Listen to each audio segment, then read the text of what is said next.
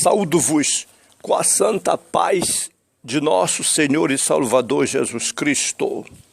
Lições da Bíblia com o pastor Sócrates Penaforfadu, ex-aluno da Faculdade Teológica das Assembleias de Deus em Pindamonhangaba, São Paulo, secretário de Missões e professor da Escola Bíblica na Igreja Evangélica Assembleia de Deus, filiada à Convenção Estadual de Ministros Evangélicos da Assembleia de Deus no estado do Amapá,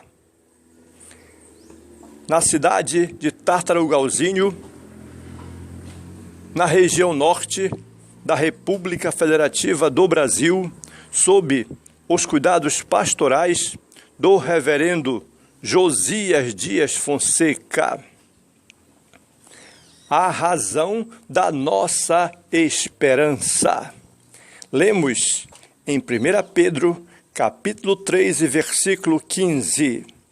Antes, santificai a Cristo como Senhor em vosso coração e estais sempre preparados para responder com mansidão e temor a qualquer que vos pedir a razão da esperança que há em vós. Na verdade, meus amados e queridos irmãos, diante das injustas perseguições, os cristãos devem se preparar para dar a razão da esperança cristã. Porquanto vivemos em um mundo de combate, mas precisamos continuar vencendo todas as batalhas em nome de Jesus, porque a nossa esperança está no Senhor nosso Deus, em o nome de Jesus. Lemos em 1 Pedro, capítulo 3, versículo 8 a 17, e capítulo 4, versículo 1 e 2.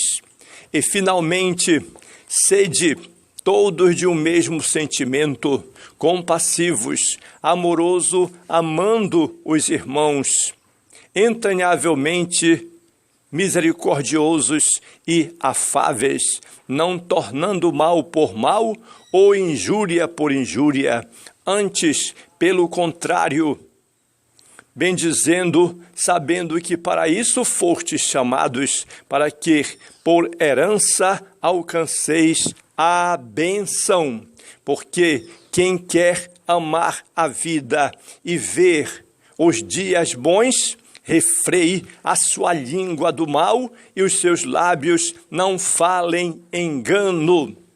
Aparte-se do mal e faça o bem, busque a paz e siga-a, porque os olhos do Senhor estão sobre os justos e os seus ouvidos atentos às suas orações. Mas o rosto do Senhor é contra os que fazem males. E qual é aquele que vos fará mal, se fordes zelosos do bem? Mas também, se padecerdes por amor da justiça, sois bem-aventurados e não temais com medo deles, nem vos turbeis. Antes, santificai a Cristo como Senhor em vosso coração, e estais sempre preparados para responder com mansidão e temor a qualquer que vos pedir a razão da vossa esperança, tendo uma boa consciência, para que naquilo em que fala o mal de vós, como de malfeitores, fiquem confundidos os que blasfemam do vosso bom procedimento em Cristo, porque melhor é que padeçais fazendo bem, se a vontade de Deus assim o quer, do que fazendo o mal. Ora, pois, já que Cristo padeceu por nós na carne, armai-vos também vós com este pensamento, que aquele que padeceu na carne já cessou do pecado, para que no tempo em que vos resta na carne, não vivais mais segundo as concupiscências dos homens, mas segundo a vontade do Senhor nosso Deus. Precisamos manter a nossa visão na esperança que há em Cristo Jesus. A questão do sofrimento é tão antiga quanto a história da humanidade. Então, porque sofremos, muitas vezes a pessoa entra neste questionamento, mas é uma pergunta que perdura, que leva o homem a questionar vários aspectos da vida, inclusive a experiência de Deus. Aqui veremos que a conduta reta e virtuosa, apesar de prevenir uma série de infortúnios, não isenta o cristão do sofrimento. Podemos estar em Cristo, ser uma nova criatura, servirmos ao Senhor com alegria, mas estamos ainda navegando neste mundo social que traz tantas maresias, tantos movimentos para nos naufragar. Mas nós vencemos em nome de Jesus Cristo, porque para isto o Filho de Deus se manifestou para desfazer as obras do adversário. As qualidades da vida cristã. As qualidades da vida cristã, ela traz a sua unidade cristã, traz a simpatia e perdão e traz a virtude para guardar a língua de qualquer situação, de qualquer mal. A unidade cristã testifica que nós, tendo direcionado uma série de conselhos para grupos específicos dentro da igreja, cidadãos, servos, esposos e esposas, agora, nesta empleita, Pedro se volta para os crentes em geral. A palavra finalmente empregada no versículo 8 aqui indica a conclusão não da carta, mas do raciocínio que acabara de empregar, apresentando uma síntese nas implicações e das implicações da submissão no relacionamento entre os crentes. Logo, podemos perceber que o apóstolo está reunindo, em poucas palavras, as qualidades morais e espirituais da vida cristã que são imprescindíveis, a começar pela unidade, que é fundamental. Recomenda o nosso irmão Pedro que os crentes tenham um mesmo sentimento, ou seja, seu propósito é que os cristãos vivam em harmonia e união uns para com os outros.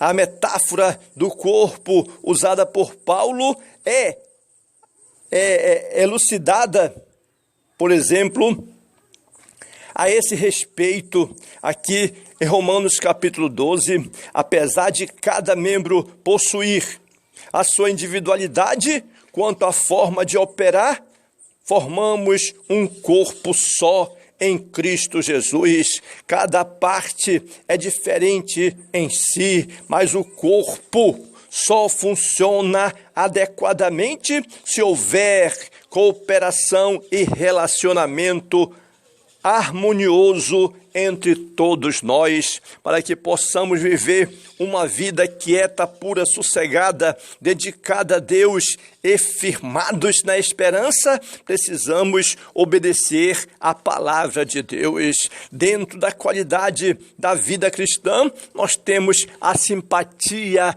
e o perdão, que testifica de outra qualidade do comportamento genuinamente cristão, é a simpatia. A palavra grega simpates, traduzida nesta passagem por compaixão ou compassivos, tem o sentido de colocar-se no lugar do outro. Ser simpático, portanto, é muito mais do que cordial e atencioso.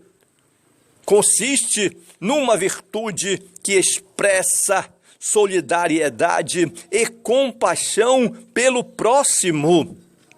Virtude essa que deve ser seguida da prática do amor fraternal. O amor fraternal é imprescindível a esta comunhão, com os corações cheios de misericórdia e humildade. Ao encorajar o seu povo, a igreja, no versículo 9, aqui Pedro, ele determina que os crentes não tomem mal por mal, ou injúria por injúria. Pedro realça outra qualidade cristã, o perdão. A característica do cristão é perdoar a outros da mesma forma que foi perdoado. Somente com o amor depositado em nossos corações, deixamos de revidar e de retribuir com a mesma moeda a ofensa recebida por alguém. Se alguém nos ofendeu, não vamos revidar, não vamos jogar uma pedra, não vamos jogar pedra, nós vamos perdoar e ministrar a bênção sobre a pessoa. A frase "não leve desaforo para casa" não deveria encontrar espaço no vocabulário cristão. Jamais deveremos manter a nossa vida no princípio e nos fundamentos da palavra de Deus, que manda perdoar, que manda orar pelo inimigo, que manda bendizer aos que nos maldizem, porque esta é a ordem de nosso Senhor e Salvador Jesus Cristo. Dentro das qualidades da vida cristã, precisamos guardar a língua. O apóstolo Pedro foi categórico aqui e ele recorre à citação do Salmo 34, do versículo 12 a 15, com o propósito de acrescentar à sua lista de virtudes e o cuidado com a língua, porque quem quer amar a vida e ver os dias bons, refreie a sua língua do mal e os seus lábios não falem engano. Encontramos aqui um verdadeiro princípio de sabedoria para a vida, pois quem guarda a sua boca e fala somente o necessário evita muitos desabores e sofrimentos. De forma contundente, Tiago também advertiu que aquele que se considera religioso, mas não consegue conter a sua língua, engana-se a si mesmo e a sua espiritualidade não tem valor algum. Precisamos manter esse equilíbrio, precisamos manter esta razão, precisamos manter esta equidade para a glória de Deus. 2. A questão do sofrimento. Na questão do sofrimento, nós vamos ter o sofrimento, vamos conhecer o sofrimento do justo, o problema do sofrimento e o que Deus sabe. O Deus que sabe o que nós sofremos. O sofrimento do justo, apesar de elencar uma série de qualidades para a conduta do cristão. Aqui, o irmão Pedro, o apóstolo Pedro, meu colega, que sou apóstolo das nações, sabe que isso não é suficiente para isentar os justos das provas e perseguições da vida. Ao tomar decisões adequadas e viver piedosamente ajuda a prevenir muitos dissabores, mas ainda assim o sofrimento é inevitável. Eis o motivo pelo qual Pedro indaga E qual é aquele que vos fará mal se fordes zelosos do bem? Trata-se aqui de uma pergunta retórica, a fim de enfatizar a importância de uma postura de zelo pelas coisas corretas. Afinal, espera-se que os justos sejam recompensados, enquanto os desordeiros e irresponsáveis recebam a merecida punição. No entanto, vivendo em um mundo caído e de valores invertidos, pessoas íntegras sofrem injustiça e passam por provações, enquanto ímpios prosperam. Com efeito, o apóstolo Pedro estava preparando os crentes daquela época para as provações que eles haviam de sobrevir. De maneira que, ao invés de se sentirem amedrontados e alarmados com as ameaças que usualmente recebiam dos seus perseguidores, os cristãos são encorajados a recordar que são bem-aventurados ao pertencerem e participarem e padecerem por causa da justiça. Não há nenhum louvor em sofrer justamente pelos erros cometidos, mas há grande satisfação e alegria em padecer por fazer a coisa certa, por fazer a vontade de Deus. Você e eu somos bem-aventurados, ao contrário do que afirmam os teólogos da prosperidade e do triunfalismo espiritual. A vida cristã não significa ausência de provações e luta. Basta olharmos para a galeria de heróis da fé aqui em Hebreus capítulo 11 para percebermos que muitos deles foram torturados, até mesmo foram mortos, açoitados, acorrentados, apedrejados e estiveram famintos no deserto, passaram por grandes provas e dificuldades, mas não negaram a sua fé em Deus, continuaram firmes e constantes, sempre abundantes na obra do Senhor, sabendo que o seu trabalho no Senhor não era vão. O problema do sofrimento para os acusadores do cristianismo, o mal é um argumento da inexistência de Deus. Os ateus e agnósticos que não conseguem entender a questão do sofrimento, mas também não oferecem qualquer resposta satisfatória, indagam se Deus é onipotente, porque permite que pessoas inocentes sofram. Se ele é onisciente, por que não intervém?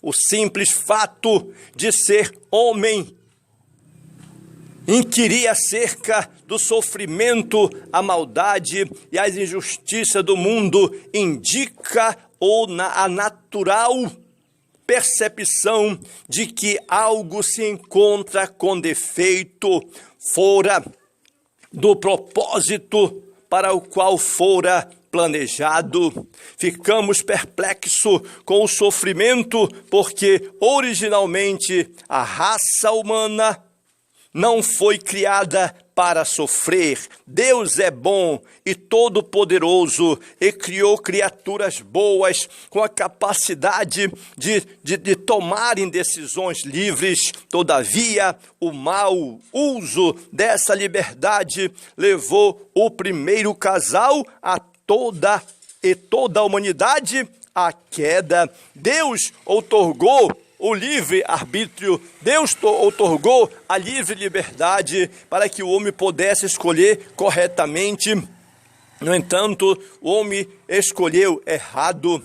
A descendência do Éden, lá no Éden, que houve a desobediência, além de afastar o homem do Criador, introduziu a morte no mundo, a angústia, a dor e toda sorte de males que provocam o sofrimento. Somente em um mundo onde o homem não tivesse liberdade, o sofrimento não existiria. Isso porque é logicamente incompatível um mundo no qual o homem possa decidir entre o bem e o mal e, ao mesmo tempo, não ser afetado pelas consequências de sua decisão. A liberdade de colocarmos a mão no fogo, por exemplo, resulta em queimadura e dor.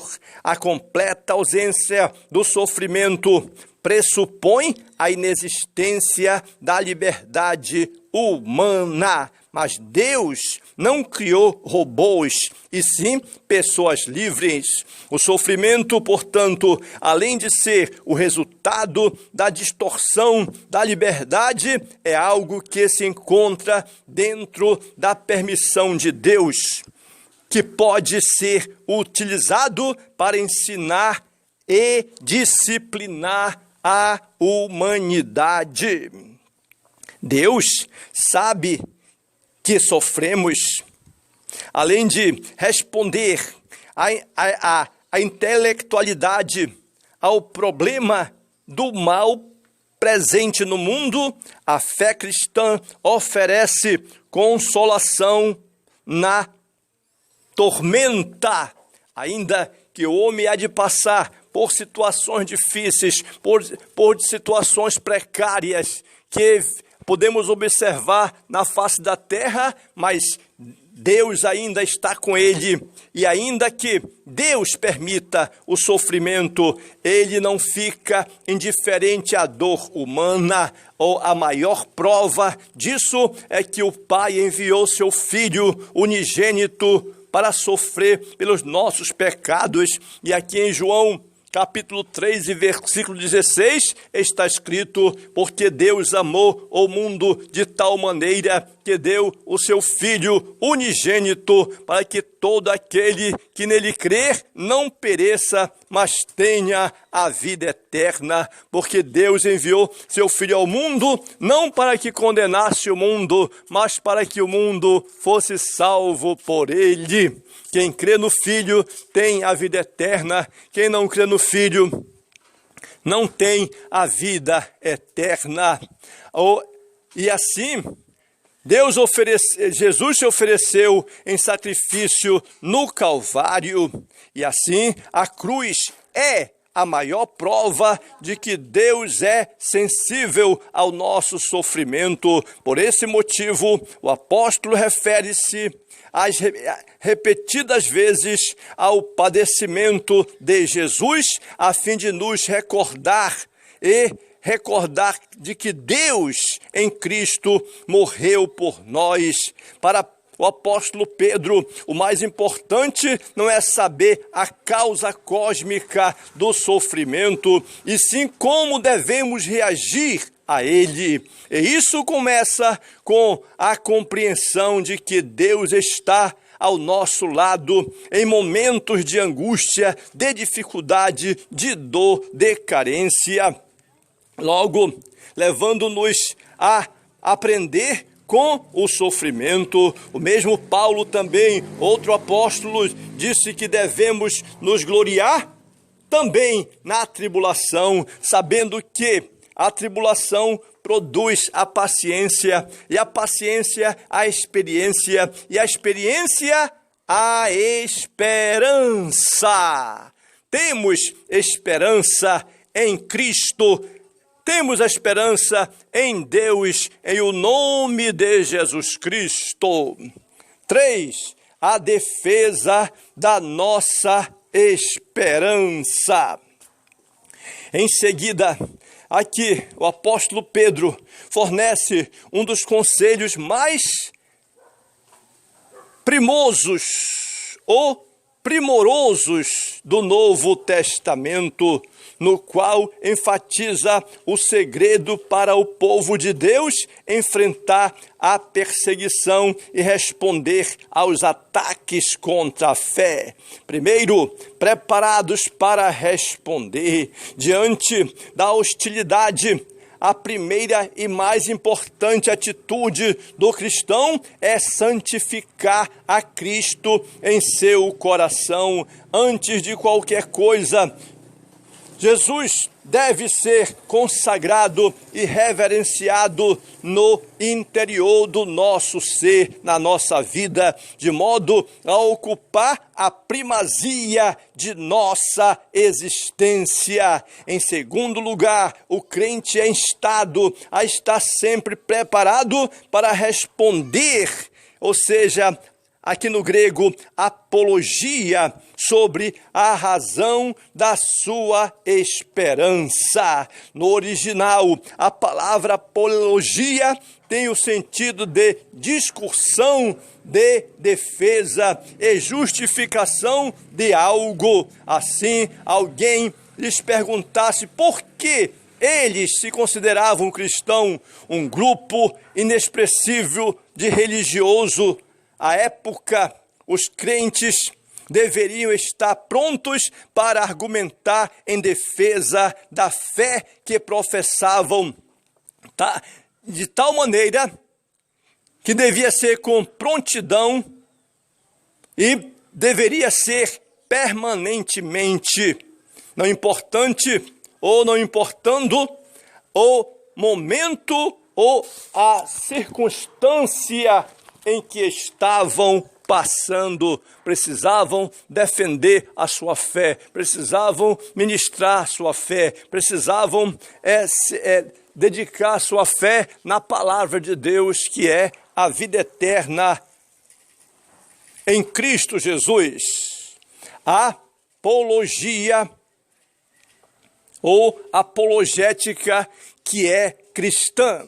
Desde a igreja primitiva, os ataques e objeções ao cristianismo nunca cessaram. A apologética cristã, portanto, não é responsabilidade exclusiva dos pastores e teólogos cristãos. Pelo contrário, todo aquele que professa essa fé viva e genuína deve ser capaz de explicar aos outros os motivos pelos quais acredita nas convicções cristãs. Cada crente é convocado a dar razões intelectuais sobre a veracidade do cristianismo, demonstrando que não ser a fé cristã um salto no escuro, mas uma visão de mundo plausível e consistente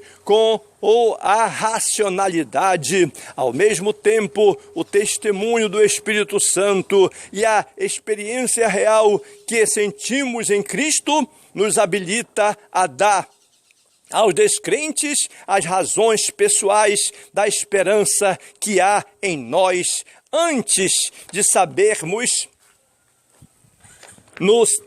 nesse sentido, precisamos nos dedicar que nós cremos na palavra de Deus, e antes de sabermos no que cremos, sabemos em quem cremos ou em quem temos crido, para a glória de Deus, que é nosso Senhor e Salvador Jesus Cristo. A mansidão e o temor devem estar dentro da defesa da nossa esperança. É importante observar que Pedro apresenta o jeito adequado de respondermos aos descrentes com mansidão e temor. A apologética cristã jamais deve ser usada com altivez e em clima de beligência. Jamais deve. O seu propósito não é vender debates, e sim produzir as pessoas conduzindo-as ao Evangelho. Afinal, ganhar uma alma é mais valioso que ganhar uma discussão, mesmo que os descrentes sejam hostis em seus ataques. O cristão defende as suas convicções com gentileza e cordialidade. Com mansidão e reverência, cativamos e conquistamos os outros por meio de uma apologética testemunial para a glória do Senhor nosso Deus. Precisamos pôr em prática esta obediência. Logo, a maneira como mais eficaz de demonstrarmos a razão da nossa fé aos descrentes é aqueles que questionam a fé mediante a nossa conduta pessoal. Vamos dar testemunho pessoal, obediência, respeito, honestidade, cumprimento, vivendo uma vida de veracidade, para que todos possam observar que há testemunho em nós, há testemunho vivo para a glória do Senhor nosso Deus. Argumentamos teorias e teologias para que possamos nos dedicar. Precisamos estar aprofundados em argumentos teóricos e argumentos teológicos que serão importantes para a nossa vida, mas a menos que sejamos corroborados pelo nosso testemunho de vida e no poder do Espírito Santo, não passarão de palavras vazias. Tal testemunho ganha ainda mais valor quando mantemos a fé inabalável em tempos de sofrimento e perseguição. Portanto, a razão da nossa esperança está exatamente na obediência à palavra de Deus, em vivermos uma vida para Deus, uma vida correta, uma vida de consagração, santificação e propósito para com Deus. Jesus Cristo é o único Salvador do mundo. Meu irmão, adicione-se no meu canal e você será ricamente abençoado em o nome de Jesus.